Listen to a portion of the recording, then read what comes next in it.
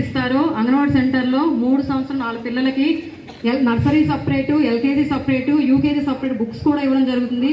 అవే books ని మన అంగన్వాడీ కేంద్రంలో పెట్టి పిల్లలకి ఆట పాటలతో విద్య నేర్పించడం జరుగుతుందండి.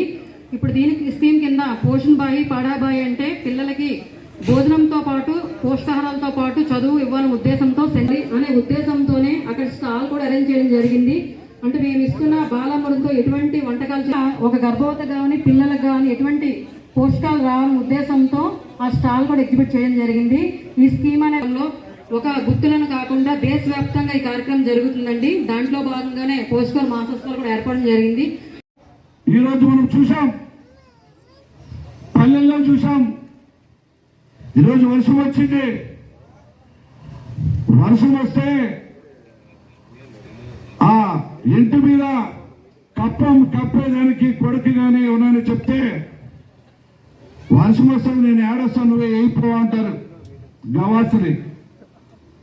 ఇప్పుడున్న పరిస్థితులు మనము కానీ మన నారా చంద్రబాబు నాయుడు పెద్ద ఆయన 74 సంవత్సరాలు ఉన్న పెద్ద ఆయన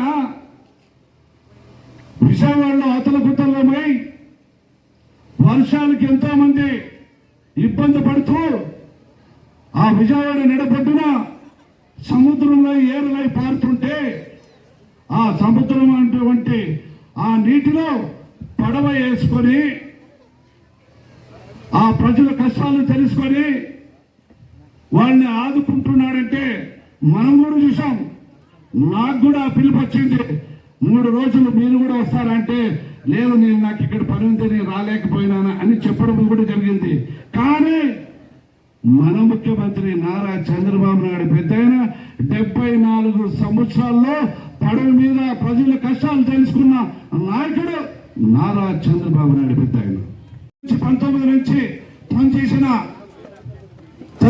మన తెలుగుదేశం ప్రభుత్వం ఉన్నప్పుడు ఆ పనులు చేసి ఎంతో మంది డబ్బులు లేక ఇబ్బంది పడుతూ ఎన్నో కష్టాలు పడుతూ 5 సంవత్సరాలు ఒక్క పైసా కూడా రాని పరిస్థితిలో మొన్ననే మన పెద్ద నారా చంద్రబాబు నాయుడు పెద్ద ముఖ్యమంత్రి అయిన తర్వాత ఆ ఫస్ట్ ఉన్న నిధులను కూడా విడుదల చేయించిన ఘనత మన నారా చంద్రబాబు నాయుడు పెద్ద మనంతా తెలుసుకోవాలా. ఇది 100 రోజుల్లోనే ఇంత పెద్ద కార్యక్రమాలు చేస్తున్నాడంటే మన అందరం నారా చంద్రబాబు నాయుడు పెద్దకి రుణపడి ఉండాలని చెప్పేసి ఈ సందర్భంగా నేను మనవి చేసుకుంటున్నా. 19 నుంచి పనిచేసిన మన తెలుగుదేశం ప్రభుత్వం ఉన్నప్పుడు ఆ పనులు చేసి ఎంతో మంది డబ్బులు లేక ఇబ్బంది పడుతూ ఎన్నో కష్టాలు పడుతూ 5 సంవత్సరాలు ఒక్క పైసా కూడా రాని పరిస్థితిలో మొన్ననే మన పెద్ద నారా చంద్రబాబు నాయుడు పెద్ద ముఖ్యమంత్రి అయిన తర్వాత ఆ ఫస్ట్ ఉన్న నిధులను కూడా విడుదల చేయించిన ఘనత మన నారా చంద్రబాబు నాయుడు పెద్ద మనంతా తెలుసుకోవాలా. ఇది 100 రోజుల్లోనే ఇంత పెద్ద కార్యక్రమాలు చేస్తున్నాడంటే మన అందరం నారా చంద్రబాబు నాయుడు పెద్దకి రుణపడి ఉండాలని చెప్పేసి ఈ సందర్భంగా నేను మనవి చేసుకుంటున్నా.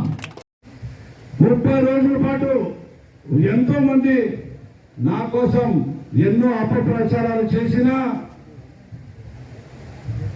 ఎంతో మంది గుమ్మూరు చేరం వస్తే వీధికో రౌడీ అంటారు, ఎగ్జిబిషన్ ఆఫ్ యాక్షన్ జరుగుతుందని అంటారు. అలాంటి నాయకుడికి 30 రోజులనే బుద్ధి చెప్పి గుంటకల్ నియోజకవర్గంలో మీ ప్రేమ దాదాపుగా 1,05,000 ఓట్లు వేసి నన్ను గెలిపించిన ఈ గుంటకల్ నియోజకవర్గం ప్రజలకి, ఈ నాగసముద్ర ప్రజలకి పేరు పేరున హృదయపూర్వక ధన్యవాదాలు తెలుసుకుంటున్నా. గుంటకల్ నియోజకవర్గంలో కూడా దాదాపు తాగునీటి సమస్య తీవ్రంగా ఉంది అంటే ఆ దేవుడు వర్ణదేవుడు కూడా కరుణిస్తున్నాడు. ఈ రోజు చూస్తుంటే రాష్ట్రం మొత్తం పైన కూడా వర్షాలు బ్రహ్మాండంగా పడుతూ ఈ రోజు పంట పొలాల్లో కళకళలాడుతున్నాయి. ఈ సంవత్సరం రైతులు పండగల మాదిరిగా ఎక్కడ చూసినా పచ్చదనమే కనబడుతుంది. కాబట్టి రైతన్నులను ఆదుకునే దానికి వర్ణదేవుడు కరుణించాడు. అదేవిధంగా మనం ఆంధ్రనీయ ద్వారా కూడా పాతకొ చెరువు, వైటి చెరువు, మన గుత్తి చెరువు కూడా నీరుని అందించిన ఘనత మనది. అది కాకుండా ఇప్పుడే జడ్పీటీసీ అన్న చూడడం జరిగింది. కదిరప్పన్న, మన 12 చెరువులు నీళ్ళు వస్తే దాని భాగంగా 12 చెరువులకి నాగసముద్రం, నల్లగొండ,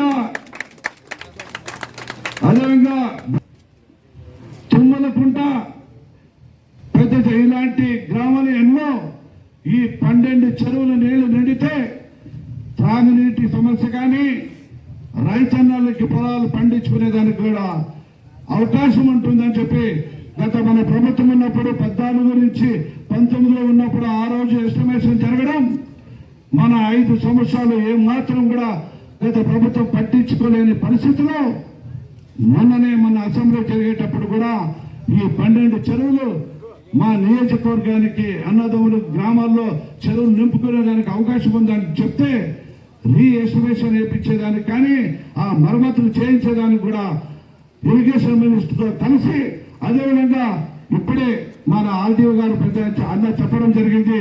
మొన్ననే ఇరిగేషన్ మినిస్టర్ వచ్చినప్పుడు కూడా ఇది ప్రస్తావించినప్పుడు ఖచ్చితంగా ఈ గుంటకల్ నియోజకవర్గంలో ఈ రాగులపాడు చెరువుని అభివృద్ధి బాటలో నడుస్తామని చెప్పడం కూడా ఇది మీ అందరికీ నేను చెప్పడం జరుగుతుంది.